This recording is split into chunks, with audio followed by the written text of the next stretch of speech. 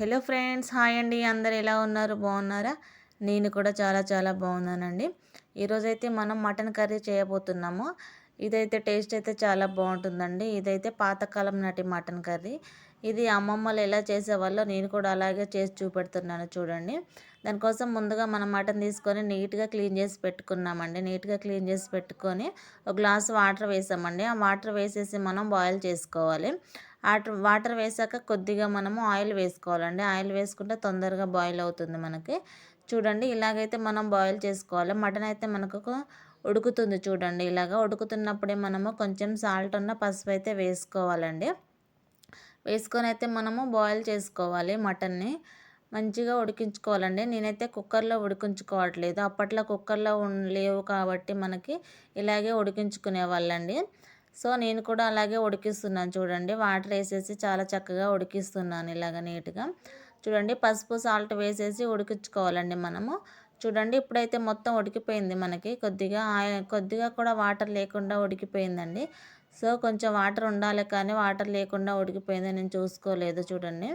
ఇప్పుడైతే మనము ఒక 2 టమాటాలు అయితే వేసుకున్నామండి. ఆనియన్స్ అయితే వేయట్లేదు, తాలింపులో వేస్తాము ఆనియన్స్. సో ఒక 2 టమాటాలు అయితే వేసుకున్నామండి. వేసుకొని మనము ఇలాగ ఉడికించుకోవాలి మనము. కొంచెం వాటర్ ఉంటే బాగుండేది, కానీ వాటర్ లేకుండా మొత్తం ఇంకిపోయిందండి. చూసుకోలేదు నేనైతే. ఇలాగ టమాటా వేసి ఉడికించుకుంటే మనకు కొద్దిగా వాటర్ అయితే వస్తుంది మళ్ళీ. చూడండి, ఇలాగ ఉడికిన తర్వాత నేను కారం వేస్తున్నానండి. కారం కొంచెం ఎక్కువగానే వేసుకోవాలి. మనం 2 స్పూన్ల కారం అయితే వేసాము.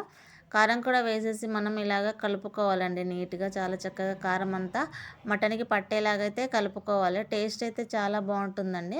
మీరు ఎప్పుడన్నా ఇలా ట్రై చేయకపోతే ఒక్కసారి ట్రై చేయండి. చాలా చాలా బాగా వస్తుంది టేస్ట్ అయితే. చూడండి, కారం అయితే వేసాను నేను. కారం కూడా వేసేసి ఇలాగ కలుపుకుంటున్నాను చూడండి. ఇలాగ మొత్తము మటన్కి పట్టేలాగైతే కలుపుకున్నామండి మనం. చూడండి, ఇప్పుడైతే నీట్గా ఉడికిపోయిందండి. మటన్ కూడా చాలా చిన్నగా కట్ చేశారు. సో చాలా ఈజీగానే ఉడికిపోయింది మనకైతే. ఎప్పుడైనా మనం పోపు వేసుకుంటాం కదండి మటన్, నేను అలా కాకుండా ఇలా చేస్తున్నాను. డైరెక్ట్ ఆయిల్లో ఆనియన్ వేసి మటన్ వేసి ఉడికిస్తారు కదా, అది ఇప్పుడు వాళ్ళు చేస్తున్నారండి. అప్పట్లో అయితే ఇలాగే చేసేవాళ్ళు. మనకి ఉడికించుకున్న తర్వాత ఇవన్నీ వేసుకొని చేసేవాళ్ళండి అమ్మమ్మలు అయితే. చూడండి, నేనైతే ఇంట్లో చేసిన మసాలా ఉంటుంది కదా, అది కూడా వేసానండి.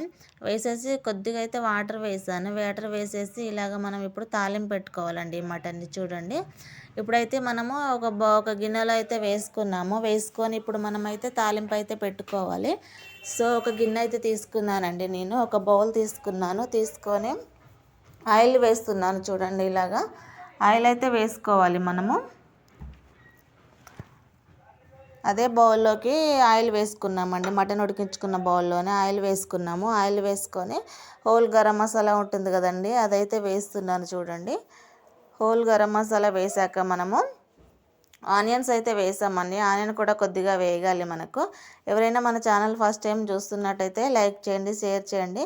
మీకు నచ్చితే సబ్స్క్రైబ్ చేసుకోండి ఫ్రెండ్స్. చూడండి, ఆనియన్స్ కూడా వేగిపోయాయి మనకు. వేగిపోయాక మనమైతే అల్లం వెల్లుల్లి పేస్ట్ అయితే వేస్తున్నాము. ఇదైతే పాతకాలం పద్ధతి అండి. అమ్మమ్మలు అయితే ఇలాగే చేసేవాళ్ళు, నాకు కొంచెం గుర్తుంది. అందుకోసమే నేను కూడా ట్రై చేస్తున్నాను చూడండి. చాలా బాగా వస్తుంది టేస్ట్ కూడా.